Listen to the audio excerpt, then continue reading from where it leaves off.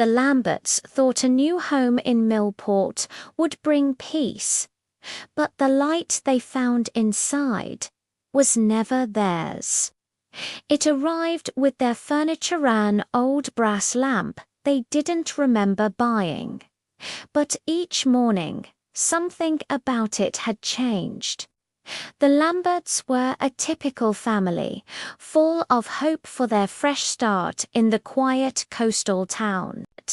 Mark and Emma unpacked boxes filled with memories, while their young daughter Lily explored her new world with boundless energy.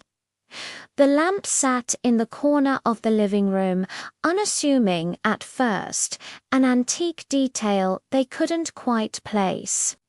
They figured it was a mix-up, something the movers had left behind. But as the first night fell and the sea mist rolled in, the lamp cast a strange, wavering glow, even though no one had plugged it in.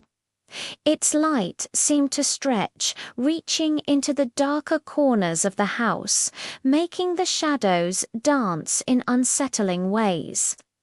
Every sunrise brought something new, a scratch here, a shift there, and with each change, the house felt a little less like theirs.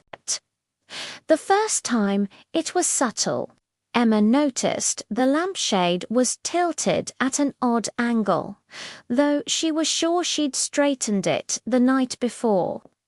The next day, a small, deep scratch marred the brass base. Then, its electrical cord seemed inexplicably longer, snaking further across the floor. Lily would often point at it, her eyes wide. But Mark dismissed it as the family's imagination running wild in a new, unfamiliar house. He'd frown, tighten the lampshade, and move on.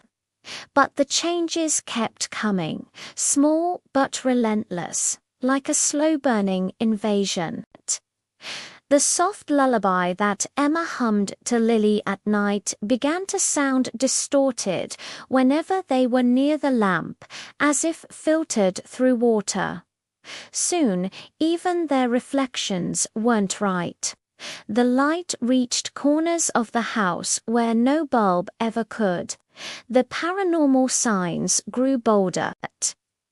One night, the lamp pulsed with a sickly green light on its own, casting long, crawling shadows that slithered across the walls like living things. Lily, who used to draw pictures of smiling suns and happy houses, now filled her sketchbook with unsettling images of the lamp, drawing it with dark, watchful eyes. The house itself seemed to warp around the object. The air grew heavy, and whispers echoed from empty rooms. One evening, Mark, finally fed up with the strangeness, reached out to inspect the lamp. As his hand touched the cool glass, he froze.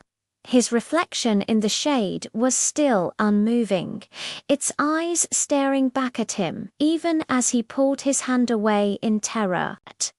The lamp's low buzz intensified, building into a harsh, distorted static that filled the room, then abruptly cut to a dead, ringing silence. They say the lamp still burns at 3 a.m., and every night it glows a little brighter, as if searching for whoever turned it off last. The final morning was the breaking point. Emma woke to a house that was both theirs and not.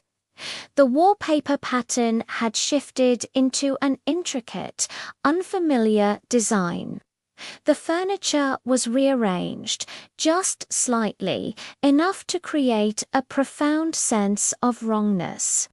And in the center of the living room, the lamp was inverted, its base pointed at the ceiling, its shade resting on the floor, glowing with an impossible, upside-down light.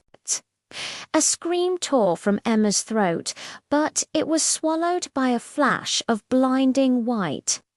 The next thing Mark knew, he was waking up on the cold, damp lawn outside. The house was boarded up, windows dark and empty, save for one. Behind the glass of the living room, the lamp was glowing, a single, malevolent eye in the abandoned home. If you felt the flicker, subscribe. More shadows await tomorrow. Would you keep the lamp on? It's your turn to turn it on.